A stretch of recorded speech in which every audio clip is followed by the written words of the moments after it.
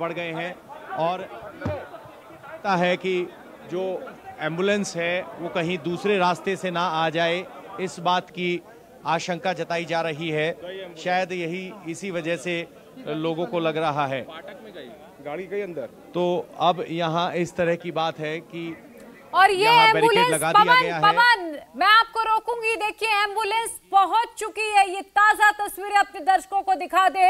मुख्तार अंसारी का शव पहुंच चुका है, एम्बुलेंस नजर आ रही है। पवन क्या आप इस वक्त एम्बुलेंस को देख पा रहे हैं?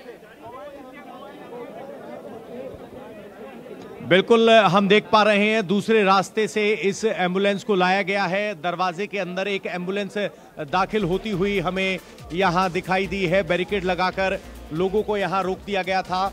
एक वाहन हम अभी देख पा रहे हैं, एग्जैक्ट एम्बुलेंस है या नहीं इस बात की तस्दीक करने के लिए हमें थोड़ा सा वक्त चाहिए। क्या एम्बुलेंस आई है इस बात की कोई?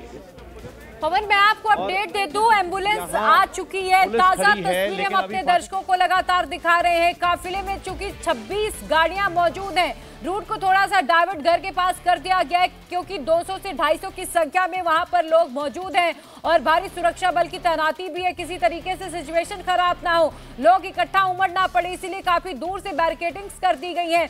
एम्बुलेंस पहुंच चुकी है। जो शव वाहन था जिसके जरिए मुख्तार अंसारी को लेकर लाया गया है, वो एम्बुलेंस अब मुख्तार अंसारी के घर के भीतर प्रवेश कर चुका है। और देखिए जो सुरक्षा की गाड़ियां हैं, जो परिवार की गाड़ियां हैं, उन्हें भी अब धीरे धीरे करके आगे बढ़ाया जा रहा है।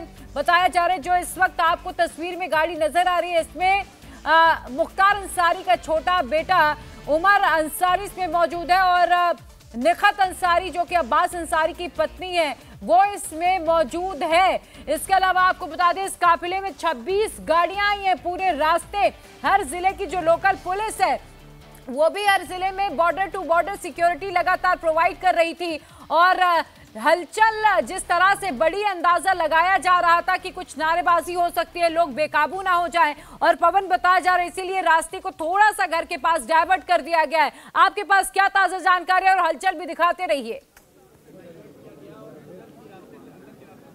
बिल्कुल आपको बता दें कि इस वक्त एम्बुलेंस घर के अंदर दाखिल हो चुकी है। दूसरे रास्ते से लाया गया, जहां लोग यहां खड़े थे वहां से एम्बुलेंस नहीं आई है। किसी तरह की नारेबाजी यहाँ नहीं हुई, किसी तरह का शोर शराबा नहीं हुआ, लेकिन लोग इस उम्मीद में थे कि वो एम्बुलेंस दिखाई देगी, वो नहीं हुआ। इस रास्ते की बजाय पिछले रास्ते से एम्बुलेंस को लाया गया है। और इस वक्त आपको ये बता दें कि मुख्तार अंसारी का शव उनके घर पर पहुंच चुका है। उनके एक बेटे और पुत्रवधू उस काफिले में शामिल थी और अब ये जो लोग उम्मीद कर रहे थे कि एक बार वो एम्बुलेंस देखने को मिलेगी या मुख्तार अंसारी की एक झलक देखने को मिलेगी, वो नहीं देखने को मिली। लोग यहाँ लगातार सामने जो घर का इलाका है उस तरफ नज़र गड़ाए हुए हैं, लेकिन किसी तरह की उत्तेजना नहीं है, किसी तरह की नारेबाजी नहीं है, सब शांत हैं। पुलिस की मौजूदगी है और ये ग्राउंड रियलिटी या कहे कि ग्राउंड जीरो पर स्थिति है। बिल्कुल आप हलचल दिखाते रहिएगा। देखिए ग्राउंड जीरो पर फिलहाल क्योंकि सख्ती बहुत ज्यादा है और इसीलिए शांति वहां पर बनी हुई है। कल रात से ही पुलिस अलग अलग इलाके में फ्लैग मार्च कर रही थी। गाजीपुर में भी कल फ्लैग मार्च किया गया था। लगातार परिवार की ओर से भी समझाइश दी जा रही थी कि अगर आप हमारे दुख में शामिल हैं तो किसी तरीके की नारेबाजी ना करें, इत्मीनान से सब कुछ होने दें। और देखिए अब माफिया मिट्टी में मिलेगा, उसके आतंक की कहानी आज सुबह सुपुर्दे खाक होने के साथ हमेशा हमेशा के लिए खत्म हो जाएगी। वो माफिया जिसने न जाने कितने निर्मम लोगों की जान ली, वो माफिया कहते हैं जिसकी नजर किसी भी चीज में पड़ जाती थी, वो किसी का कारोबार हो, किसी का बिजनेस हो, किसी का घर हो, किसी की कोई प्रॉपर्टी हो, फिर वो मुख्तार की हो जाया करती थी। उस माफिया की हिमाकत इतनी ज्यादा थी कि वो किसी के मुंह पे पिस्तौल तान देता था। अब जेलर के मुंह पर सोचिए अगर कोई व्यक्ति पिस्तौल तान देता है तो उसका राजनीतिक रसूख भी समझिए कि कितना ज्यादा था। और मौजूदा मुलायम सरकार किसी भी तरीके से कार्रवाई भी नहीं होने देती थी। पवन लगातार हम माफिया के अब खात्मे की बातें कर रहे हैं। सुबह कितने बजे सुपुर्दे खाक किया जाएगा, कितने बजे मिट्टी में मिलाया जाएगा, परिवार का कौन कौन सा सदस्य वहां पर मौजूद होगा, उस वक्त क्या जानकारी है इसके बारे में? बिल्कुल, सबसे पहले आपको तस्वीरें दिखा दूं। यहाँ पर लोग जो टकटकी लगाकर इंतजार कर रहे थे, दूसरे रास्ते से वो एम्बुलेंस दाखिल हो चुकी है जिसमें मुख्तार अंसारी का शव था। उसमें उनका बेटा, एक पुत्र वधू इस काफिले में शामिल थी। आपको बता दें, अब्बास अंसारी जो एमएलए हैं, उनको वो फिलहाल जेल में है, जमानत नहीं मिली है, पैरोल नहीं मिली है, तो उनके आने की संभावना कम है। लेकिन सुप्रीम कोर्ट का दरवाजा खटखटाया है। मुख्तार अंसारी की बीवी पर भी 11 मामले दर्ज हैं और 50,000 का इनाम घोषित किया गया है। उनके आने की भी संभावना कम है, लेकिन 25 से 30 गांव के लोग यानी 50,000 से ज्यादा लोग यहां जुटने की संभावना जताई जा रही है। परिवार की तरफ से दोपहर 1 बजे का पहले वक्त दिया गया था, लेकिन उसके बाद उसको रिवाइज करते हुए सुबह 10 बजे नमाज जनाजा और सुपुर्दे खाक का वक्त दिया गया है।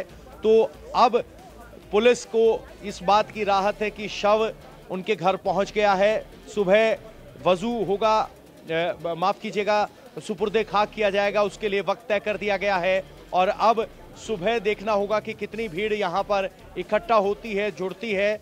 अनुमान लगाया जा रहा है कि 50,000 के आसपास लोग यहाँ इस जनाजे में शामिल होने के लिए इकट्ठा हो सकते हैं, लेकिन उसमें शायद अब्बास अंसारी ना हो, मुख्तार अंसारी की पत्नी ना हो, लेकिन अभी ये स्पष्ट कहना मुश्किल है। तस्वीर सुबह साफ होगी। बिल्कुल, देखिए तस्वीर सुबह साफ होगी। और अब देखिए आज रात में सुनवाई की, अब जो कहा जाए कि एक शंका थी कि हो सकता है कि आज सुनवाई हो, अब वो नहीं होगी, ये साफ हो चुका है। सुबह का इंतजार किया जा रहा है।